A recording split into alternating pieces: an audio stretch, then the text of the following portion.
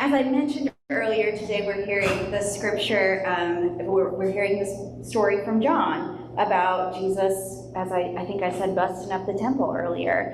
And it's so interesting. John was the latest gospel written. And so this was written down at a time when both the early Christian people and the Jewish people in the early Common Era were dealing with actually the temple has been destroyed. The temple itself, the physical space of it, is gone. And so you have these two groups of people, and in many ways, in some ways still one group of people in some senses, reeling from this enormous thing and trying to find their footing and their place and trying to figure out what this means and make meaning of the world. And so I think you can hear, when you hear the words of the scripture, you hear a little bit of that in there.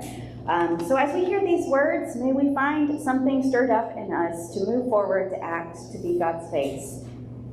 The Passover of the Jews was near, and Jesus went up to Jerusalem. In the temple, he found people selling cattle, sheep, and doves, and the money changers seated at their tables, making a whip of cords, because weapons are not allowed in the temple, so Jesus was like, how about some cords? Making a whip of cords, he drove all of them out of the temple, both the sheep and the cattle. He also poured out all of the coins of the money changers and overturned their tables. Can you imagine what a scene?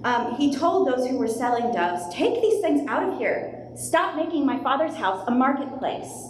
His disciples remembered what was written, zeal for your house will consume me.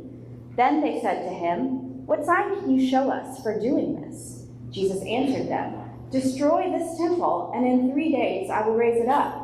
Then they said, this temple has been constructed for 46 years, and will you raise it up in 3 days?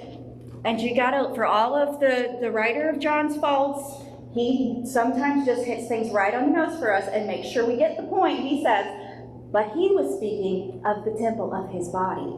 So John makes it really clear, Jesus was not talking about the building, Jesus was talking about himself. After he was raised from the dead, his disciples remembered that he had said this, and they believed the scripture and the word that Jesus had spoken.